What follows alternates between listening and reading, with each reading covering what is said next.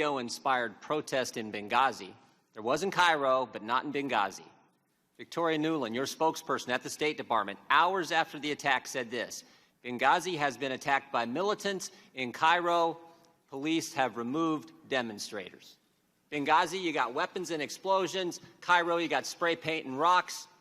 1 hour before the attack in Benghazi, Chris Stevens walks the diplomat to the front gate. The ambassador didn't report a demonstration. He didn't report it because it never happened. An eyewitness in the command center that night on the ground said no protest, no demonstration. 2 intelligence reports that day. No protest, no demonstration. The attack starts at 3:42 Eastern Time, ends at approximately 11:40 p.m. that night. At 4:06, an ops alert goes out across the State Department. It says this: mission under attack, armed men, shots fired, explosions heard. No mention of a video, no mention of a protest, no mention of a demonstration. But the best evidence is Greg Hicks, the #2 guy in Libya, the guy who worked side by side with Ambassador Stevens. He was asked if there had been a protest, would the ambassador have reported it? Mr. Hicks' response: absolutely. For there to have been a demonstration on Chris Stevens' front door and him not to have reported it is unbelievable, Mr. Hicks said. He said, secondly, if it had been reported, he would have been out the back door within minutes, and there was a back gate. Everything points to a terrorist attack. We just heard from Mr. Pompeo about the long history of terrorist incidents, terrorist violence in the country, and yet 5 days later, Susan Rice goes on 5 TV shows, and she says this: Benghazi was a spontaneous reaction as a consequence of a video. A statement we all know is false. But don't take my word for it. Here's what others have said. Rice was off the reservation on 5 networks. White House worried about the politics. Republicans didn't make those statements. They were made by the people who work for you in the Near Eastern Affairs Bureau, the actual experts on Libya in the State Department. So, if there's no evidence for a video-inspired protest, then where'd the false narrative start? It started with you, Madam Secretary. At 10:08, on the night of the attack, you released this statement: some have sought to justify the vicious behavior as a response to inflammatory material posted on the internet. At 10:08, with no evidence, at 10:08, before the attack is over, at 10:08, when Tyrone Woods and Glenn Doherty are still on the roof of the annex fighting for their lives, the official statement of the State Department blames a video. Why? During the day on September 11th, as you did mention, Congressman, there was a very large protest against our embassy in Cairo. Protesters breached the walls. They tore down the American flag. And it was of grave concern to us because the inflammatory video had been shown on Egyptian television, which has a broader reach than just inside Egypt. And if you look at what I said, I referred to the video that night in a very specific way. I said, some have sought to justify the attack because of the video.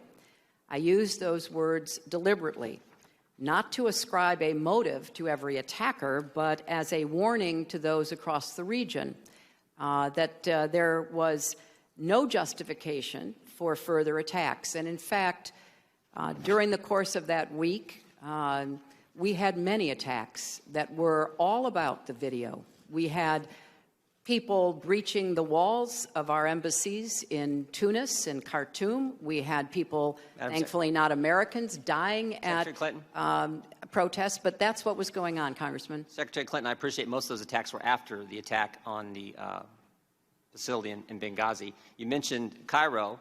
It was interesting what else Ms. Nuland said that day. She said, if pressed by the press, if there's a connection between Cairo and Benghazi, she said this: there's no connection between the two. So here's what troubles me. Your experts knew the truth. Your spokesperson knew the truth. Greg Hicks knew the truth. But what troubles me more is I think you knew the truth. I want to show you a few things here. You're looking at an email you sent to your family. Here's what you said. at 11 o'clock that night, approximately 1 hour after you told the American people it was a video, you say to your family, 2 officers were killed today in Benghazi by an al-Qaeda-like group. You tell the American people one thing, you tell your family an entirely different story. Also, on the night of the attack, you had a call with the president of Libya. Here's what you said to him. Ansar al-Sharia is claiming responsibility. It's interesting, Mr. Khattala, one of the guys arrested and charged, actually belonged to that group. And finally, and most significantly, the next day, within 24 hours, you had a conversation with the Egyptian Prime Minister. You told him this: we know the attack in Libya had nothing to do with the film. It was a planned attack, not a protest. Let me read that one more time. We know, not we think, not it might be, we know the attack in Libya had nothing to do with the film. It was a planned attack, not a protest.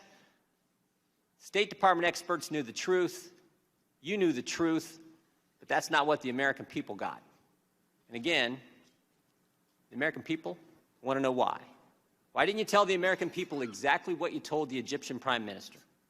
Well, I think if you look at the statement that I made, I clearly said that it was an attack, and I also said that there were some who tried to justify it on the basis of the video, Congressman. And I think but real quick, calling it an attack is like saying the sky's blue. Of course, it was an attack.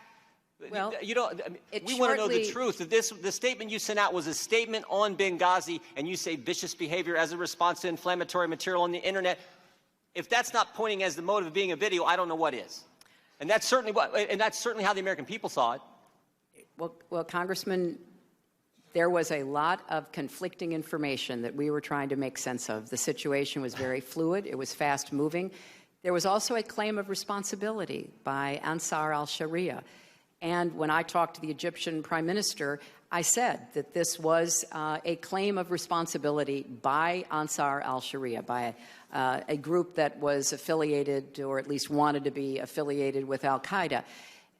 Sometime after that, the next day, early the next morning after that, on the 12th or 13th, they retracted their claim of responsibility. Madam Secretary? And I think if you look at what all of us were trying to do, and we were in a position, Congressman, of trying to make sense of a lot of incoming information and watch the way the intelligence community tried to make sense of it. Madam Secretary. So all I can say is nobody... There was not conflicting information the day of the attack because your press secretary said, if pressed, there's no connection between Cairo and Benghazi. It was clear. You're the ones who muddied it up, not the information. Well, there's no connection. Here's what I think's going on. Here's what I think's going on. Let me show you one more slide.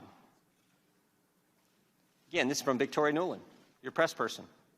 She says to Jake Sullivan and Philippe Reines, subject line reads this: Romney's statement on Libya. Email says, this is what Ben was talking about. I assume Ben is the now somewhat famous Ben Rhodes, author of the Talking Points memo. This email is at 10:35, 27 minutes after your 10:08 statement. 27 minutes after you've told everyone it's a video, while Americans are still fighting because the attack's still going on, your top people are talking politics. Seems to me that night you had 3 options, Secretary. You could tell the truth, like you did with your family, like you did with the Libyan president, like you did with the Egyptian prime minister. Tell them it was a terrorist attack. You could say, you know what, we're not quite sure. Don't really know for sure. I don't think the evidence is there. I think it's all in the first one, but you could have done that. But you picked a third option. You picked the video narrative. You picked the one with no evidence, and you did it because Libya was supposed to be, as Mr. Roskin pointed out, this great success story for the Obama White House and the Clinton State Department. And a key campaign theme that year was GM's alive, bin Laden's dead, al-Qaeda's on the run. And now you have a terrorist attack. And it's a terrorist attack in Libya. And it's just 56 days before an election.